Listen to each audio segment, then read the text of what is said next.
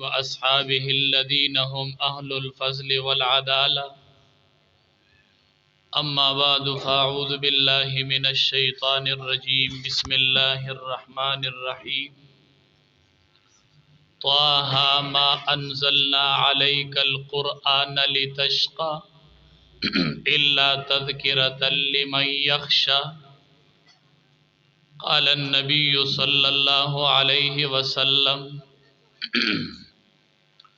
من يرد الله به خيرا يفقهه في الدين، أو كما قال عليه الصلاة والسلام: لكل نبي في الأنام فضيلة وجملتها مجموعة لمحمد. بلغ العلا بكماله كشف الدجى بجماله حسنت جميع خصاله صلوا عليه وآله. شوق سر درود شریف. اللهم صل على محمد وعلى آل محمد كما صليت على إبراهيم وعلى آل إبراهيم إنك حميد مجيد. اللهم بارك على محمد وعلى آل محمد كما باركت على إبراهيم وعلى آل إبراهيم إنك حميد مجيد. عزت مندو دا دنیا اسمان او زمکه لا پیدا هم نو چې خپل باندې رب العالمین د خپل شان مطابق د سوره طه او د سوره یاسین تلاوت وکړو. نظمکوا نه اسمانو او الله تبارک وتعالی د سوره طه او د سوره یاسین تلاوت وکړو. نو ملائکه ووري، ملائکه چې دا ووریدو نو ملائکه هغه وخت کې وی یا الله مبارکی دا اغی سینو لرا چې اغا بدا کلام په سینه کې محفوظ کئی. مبارکی دا اغی جبو لرا چې اغا بدا دی کلام تلاوت کی او دا کلام ببازی جبل ولی. نو دی بچوتا فرشتو په جب باندې د اسمان او د زمکه د پیدایش نمخ کې فرشتو دی ته مبارکی ورکړی د چې دی له مبارکی وی او دا ماشومان دی مبارک وی چې پکه موجب د سوره طه او د سوره یاسین تلاوت کیږي. هغه وخت کې فرشتو دی ماشومانو ته مبارکی ورکړی چې کله د سوره طه او د سوره یاسین تلاوت وشو. علما وايي چې کله هم د چا نابالغ اولاد نیک اعمال کوي نو الله تبارک وتعالى د دې اجر د مور او پلار په عمل نامه کې لیکي. چې نن دې بچو قران کریم اولوستو نو ډیره خوش قسمتی د مور او پلار دا چې الله به عمل نامه کې څومره اجر لیکلی چې دې بچو به څومره قران لوستلی. څنګه چې د پلار نور نیک اعمال دي داسې نابالغ بچي چې د دام د پلار په نیک اعمالو کې دي. حدیث مبارک کې راځي چې د چا نابالغ ماشوم وفات شي رکوټي اگر چې سړی په ډیر خپي چې نابالغ اولاد د چا وفات شي ډیر مور او پلار خپي او په حقیقت کې دا ډیر لوی ذخیره وي د اخرت چې کله نابالغ ماشوم وفات شي. احادیث مبارکو کې راځي وی چې د چا نابالغ بچي وفات شوی وي او کله د دې سړی د نیکو اعمالو طول شروع شي او تل ولګي وی دا نابالغ ماشوم براشي او په تل کې بکی د نیکو په تل کې فرشتي ورته وي دا تسکه دا غمونګه اعمال تلو دلته خو اعمال وزن کیږي.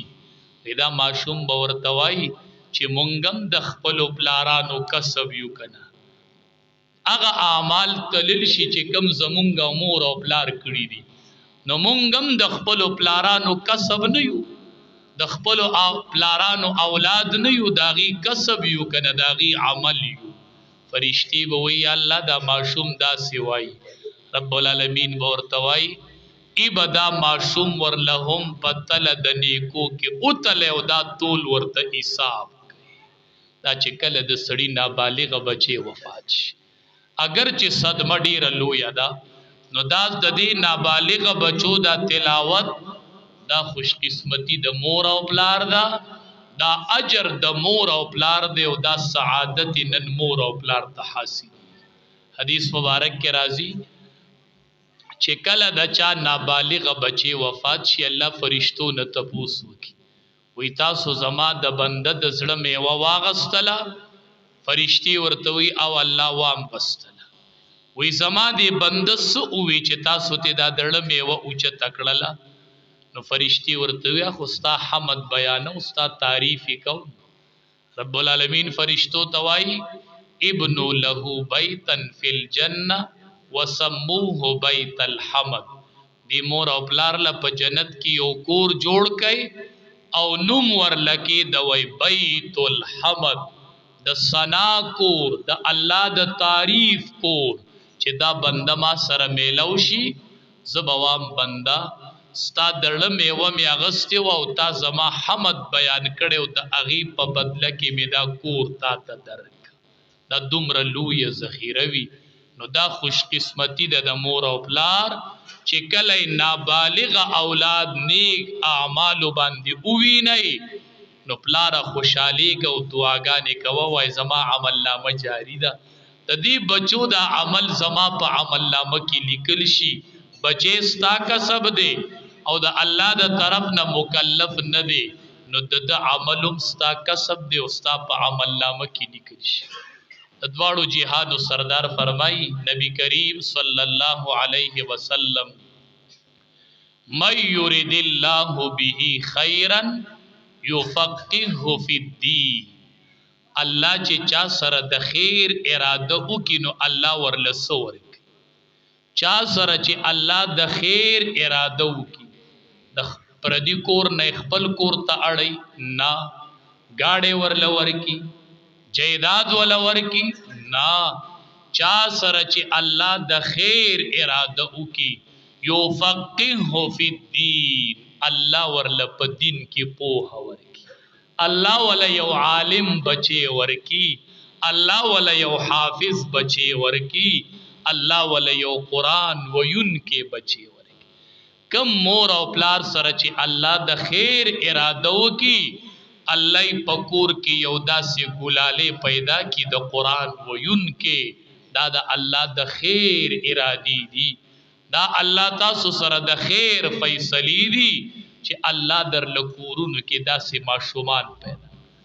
دغه ماشوم دی دغم ستا بچی دی او دام ستا بچی دی، چې کله ورله الله علم ورکو او عالم کو، نو پلار الله دې رحم کو چې وس پستا بچی اودئی او بل بچی بدی لګیای او تلاوت بکئی او د دې بچی خوب دا د بل د بچی د عبادت برابر دی. الله دې پکور کې دسی کس پیدا چې هغه اودده نو الله وی د خوب ما ته په عبادت باندې حساب دی.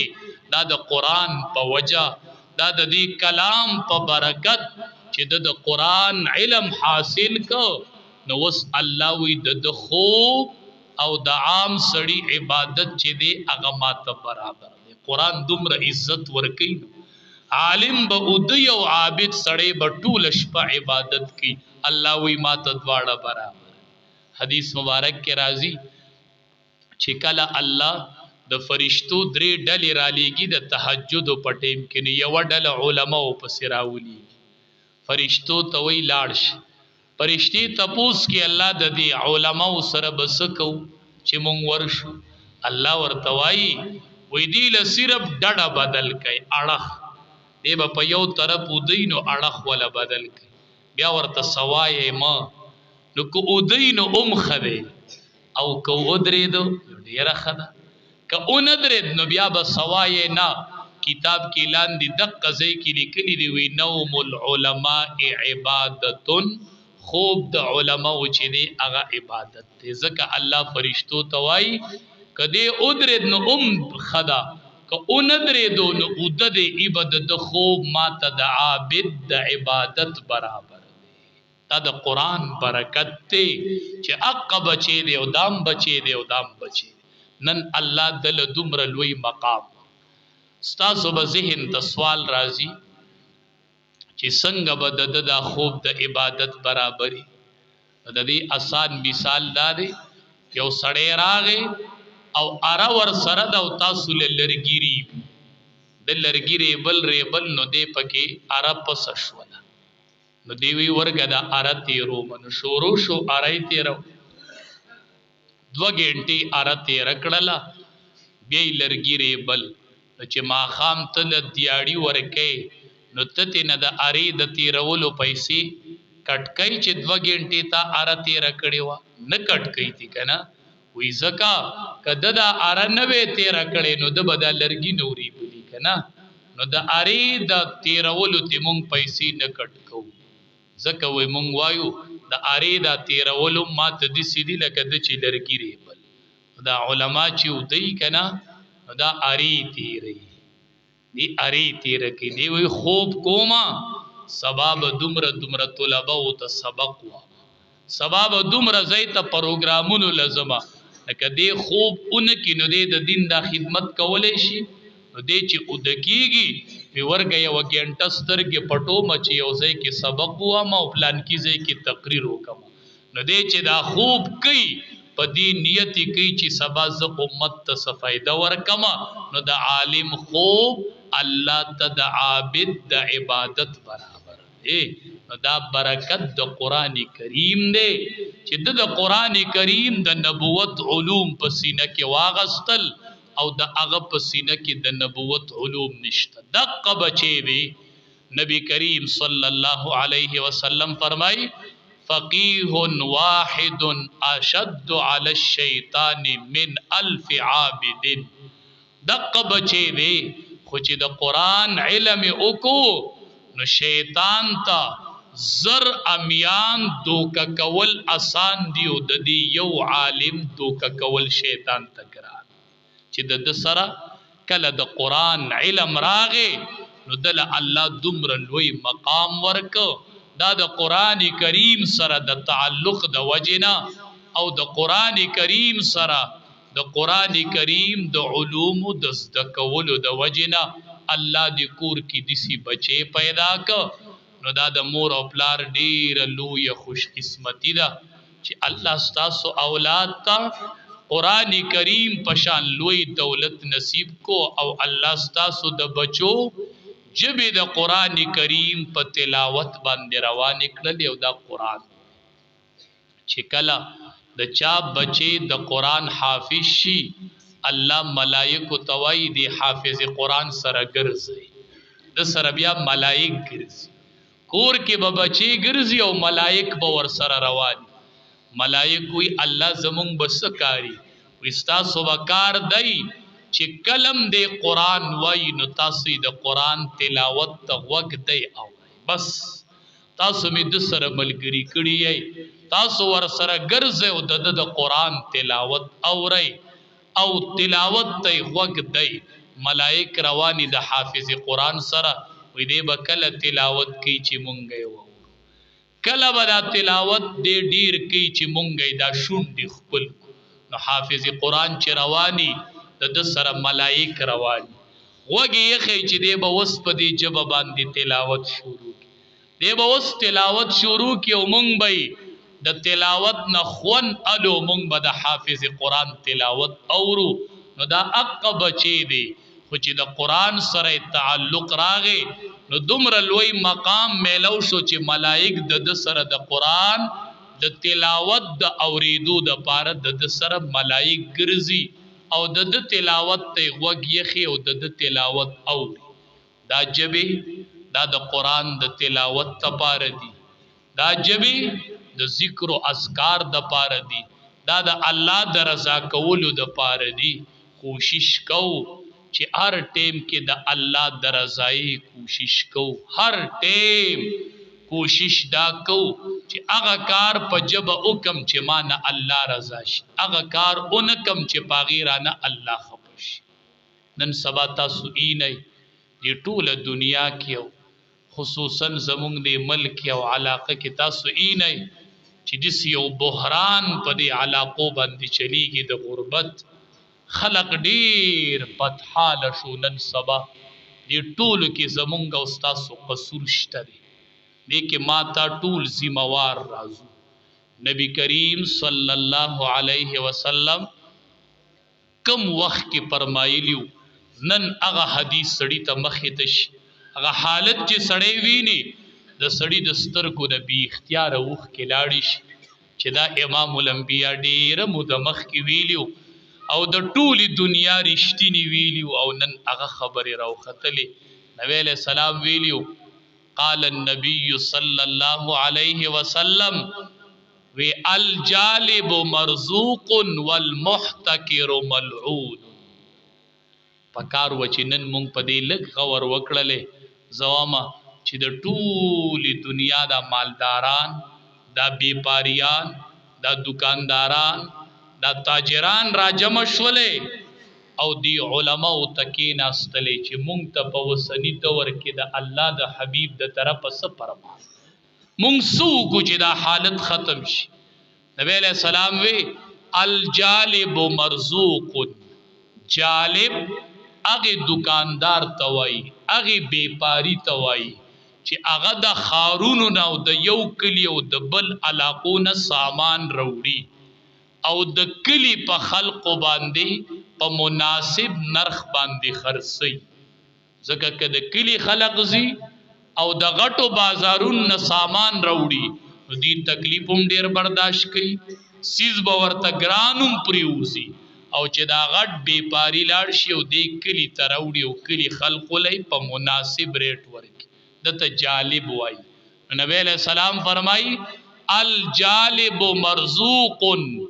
کم سړی چې د بار نه سامانونه راوړي او په خپل کلی کې خرڅي مرزوق، دی دکاندار ته د الله د طرف نه رزق میلاوي.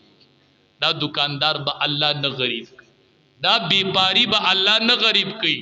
الله وی دل به رزق ورکوما زکا دې د خلقو د رزق ذریعہ شولا نو زب دل د رزق بندوبست کوما، خو چې کله دې په مناسب نرخ په خپل علاقه کې خرڅي نو الله وی دې د خلقو ذریعہ شولا دل به رزق ورکوم. دته به خلق دعاګانی چې دې ګوره د پلان کې کلی او علاقو نه سامانونه راوړي په مونږه خرڅي. اول محتکر ملعون. زوام چې ټول تاجرانو، سرمایدارو، ټول بیپاریانو دا په دې اړه کې دند اولی کلی چې نبی علیہ السلام ویلیو چې والمحتکر ملعون. اغه دکاندار، اغه بیپاری، اغه مالدار چې اغه سیز راوړي او ذخیره کی وی ورګه چې ګران شي بیا به په خرڅ کم. ملعون پدې دکاندار او بیپاری باندې 24 غنټې د الله لعنت وري، 24 غنټې د الله.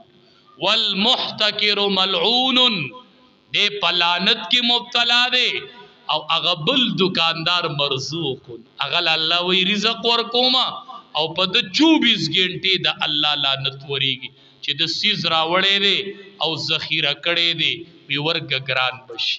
یقینو که سړی ته خبرې مخې ته شي نبی کریم صلی الله علیه وسلم د خپل خلې نه ویلو وی عجیب دکاندار دی. دا زنوامه دا نبی علیہ السلام ویلو سړی له جړه ورځي.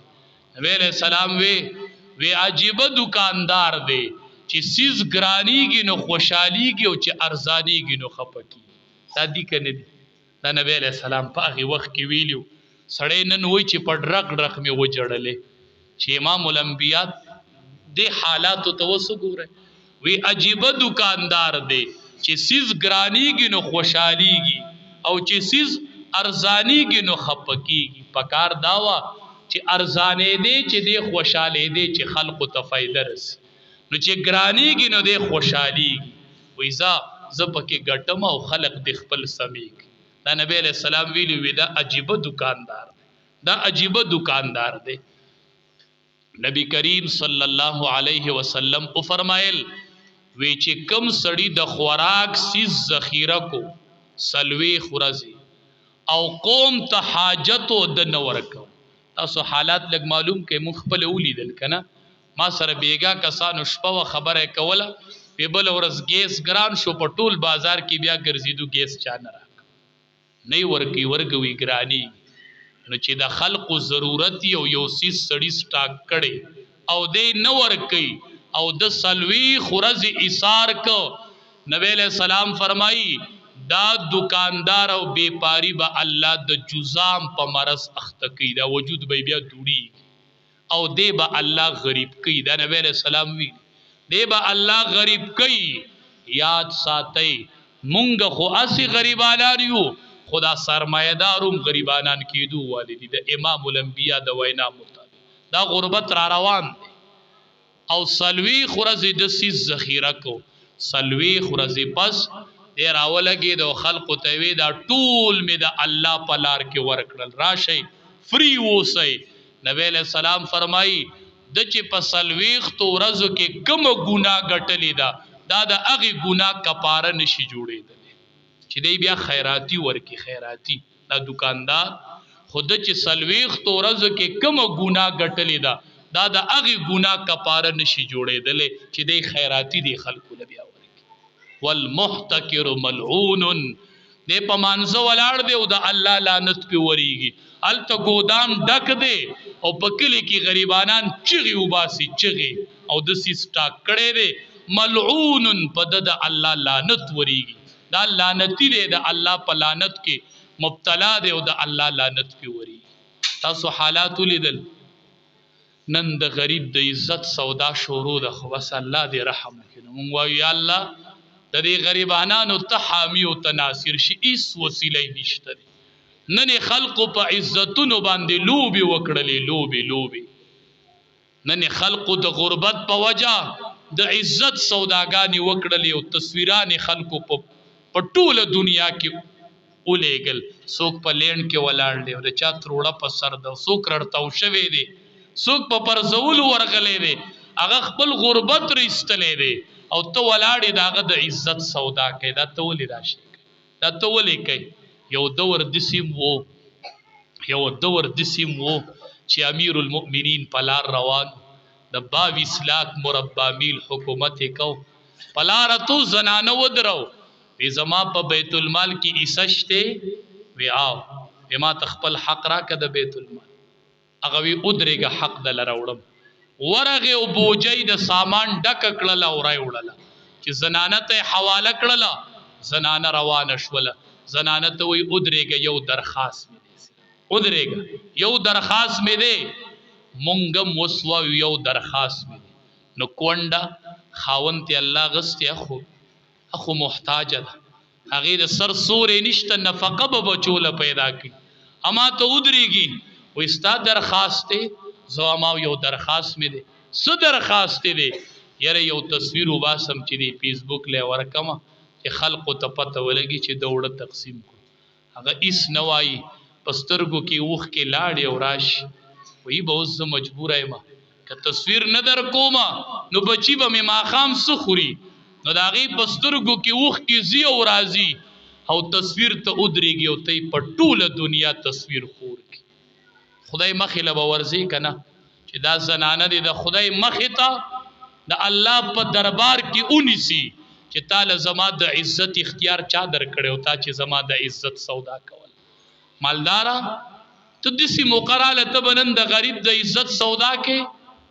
عمر فاروق رضی الله تعالی عنہ ورته وی ودرېږه هغې زنانه ته وی یو درخواست مې دی زه وایم یا الله قبرونو لی ورشو دې قبرونو ته یې چغې ووایو د جنت البقیع مقبرې ته لاړ شو هلته دې صحابو دې قبرونو ته چغې ووایو د کوم ځای نه را پیدا چې زنانه ته وی زما یو درخواست دی دا ومنه هغه ورته وی سو وی حق مې تا ته حواله کو چې ستا کم حقو د بیت المال خو ای زنانا قیامت کې ګورې د الله په دربار کې په ما شکایت ونه کې چرته هم دسی مالدار به زه پیدا کړم، دسی مشر به زه پیدا کړم، دسی مشر به زه پیدا کړم چې په زنانه پر یاد کوي او دی په وره کې ولاړ، دسی مشر به زه پیدا کړم چې د ورځې فیصلې لړاو کړلې او د شپې راووته امیر المؤمنین ابو بکر صدیق رضی الله تعالی عنه. اغا صحابی دی اغا چې نبی علیہ السلام ورته فرمایي د جنت ته به زما په امت کې د ټولو نه ډومبې تزي. اغا صحابی دی د ورځې خلیفه دی او ماسخوتن غږ وکړو وی چاته د مزدور ضرورت شته، د مزدور ضرورت وی چاته شته. خلق را وی ولې وی زه لږه مزدوري کوم، وی ته خو امیر المؤمنین نه وی، وی زه امیر المؤمنین وم خو د ورځې وم اوس راکره کور څه شته نه، لږه مزدوري کوم چې بچو له څه اوسم چې څه وله وګټم. د ورځې خلیفه دی او د شپې مزدور دی اواز کوي. هغه نظاري به مونږ کم ځای ګورو، دی غریبانانو ته به دا سهاره کم ځای میلاوي. ای لږ رحم وکئ، لږ ترس وکئ، جولی درته خوروم د کلي مالدارانو، لږ په دې خپل کلي وګرځئ، د خپل خپل کلي د غریبانانو حالت معلوم کئ. سړی ډوډۍ نشي خوړلی که دا بعضې حالت هم معلوم کو. دلته مور له بچي راشي وی مورې ماله ډوډۍ، مور ورته وایي تاسو دا حالتونه ولیدل، کلي ته به یو ډاټسن راشي اب هم هغه ټول مالداران اوس یا غریبانان پکې پاتې شي او کونډې پکې د چا یادي. زه هم قربان پیسې واله خیر دی خو یوه تروړه په سر کېده وایي زه وروستو په دې کور کې یوه کونډه ناسته ده او د هغې د سر سوری نشته، هغې له به په دې لینډ کې څوک ودرېږي چې دا تروړه وله زه اوسم. نو ماښام هغې ته بچي جاړي او تا تروړي وړي ټولې د کور پر له باندې کړي دي او هغې ته بچي وي ماله ډوډۍ، مورې غولۍ غولۍ غولۍ. مور بچو ته دا ویلی شي چې نن صبر وکئ، نن ډوډۍ مه خورئ. په دې کې صبر کېږي؟ څادر ما غوندئ ای به شپه به په یخنۍ تېره شي، خو دا کېږي چې نن ډوډۍ مه خوره ای به نن شپه په ناره تېره. نو بچې کونډې مور ته لګیا دی مورې ډوډۍ، مور ورته ډېر ټیم پس جواب ورکړي بچیا ته خفه کېږه مه او زه کونډه یم، زه وتې نه شومه چې په لینډ کې ولاړه وې او وړشته دی نه، ای به بچیا که ستاسو پلار وې نو تاسو به وږې شپه نه تېروله. هسې دا حالت زمونږ په کلو کې شروع دی. تاسو لږ د دې غور کړی دی. حدیث مبارک کې راځي وی یو بنده به د الله مخې ته بل بنده اونیسي، نیسي به اونیسي وی به یا الله د ده کره د ضرورت نه سیوا او زما حاجت او د مال نه راکړي. استا کره چې 15 تروړي دی او د هغې کره ماښام له نشته دی، دا ګاونډي به دې نیسي، دا کونډه به دې د لاس نه نیسي او د الله دربار ته به دې حاضر. دا د دې وخت رویه وه. غریبانانو سره په دې موقع دا رویه پکار وه، د کونډو سره دا رویه پکار ده. او مونږ ټول جماعت کې دعاګانې کوو من لا یرحم لا الله پاک رحم نه کوي په هغه چا چې هغه په مخلوق رحم نه کوي. چې څو دا مالدارانو دې بیپاریانو دې تاجرانو په دې غریبانانو رحم نه دی کړی، الله وایي زه رحم نه کوم، الله به رحم کوم چې تاسو رحم وکړئ. دا مونږ کوم حالت ته پاتې شولو، د غریبانانو د عزت سوداګانې م شروع کړي دي، کونډې م وجړولې، ماشومان م وجړول. یو دور داسې م و چې سامان را روانو غله او غله د چا وه؟ د عثمان ذوالنورین رضی الله تعالی. زه د کوم ځای نه پیدا کړم؟ لږ تاریخ خو یې وګورئ که نه مالدارانو، لږ تاریخ یې وګورئ. غله یې راغله، تاجران ورته په لار کې ولاړو، وی چې ویلو چې په خلکو یې خرڅ. یو راغی وی زما یو په 2 وی په دې مې سمې نه راځي کمه ده. بل راغی وی یو په 3 وی په دې مې سمې نه راځي دا کمه ده. یو وی یو په 4 وی دا کمه ده. تاجران یو 10 ته وختل وی یو په 10.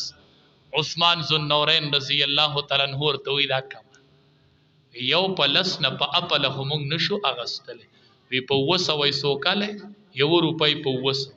وی نه، وی بس تاسو یې مالی او ما د یو ذات سره سودا وکړله چې هغه د الله ذات دی او هغه یو په 200 علي، دا ټوله غله مې غریبانانو ته وقف کړوې، راځئ وړئ یې. زه هم شه یو داسې مالدار، زه به نن داسې یو تاجر پیدا کړمه چې ټول عمر له دې ګټلي دي او ټول عمر له دې خرڅ کړي دي، نن چې حال راغې اعلان وکوي راځي زما د کلی غریبانان او دا یو گاډه دا یو ګودام دا می غریبانانو له سنبال کړو دا نن پریوسي ما یو په 200 باندې خرڅ کو په الله سره بنن سودا وک دا سوداګانی بسوک کوي دا حالت پسند بدلیږي هر سړی دسی وکه د چا کرے دوت روڑی دی دا یو سان تپری دی یو د کلی غریب لورک یو یتیم لورک یو کونډه لورک د خپل نوړی نیمه کوي قسم په الله تسلی ساتي چې الله برحم کوي ان شاء الله چې الله برحم کوي دا د خلقو د عزتونو د سودا ټیم نه دی دا غریبانان ډیر شکایتونه به درج کی ګوره ډیر شکایات په درج کی او مونږ سره د ډیرو خلقو حقونه تړلې دي او بیا په دې موقع ډیر د غریبانانو مونږ خو یا الله نن د عزت سودا شروع د الله دې بی عزتۍ نو باسي الله ډیر بد حال له الله دې په مونږ ټول باندې رحم وکړي ټول دعاګانې غواړي او پړه کې لګ دا ترس د غریبانانو سره سیوا کو الله به دا حالت بدل کی الله به دا حالت بدل کی او الله دې دا بچي با عمل حافظان کی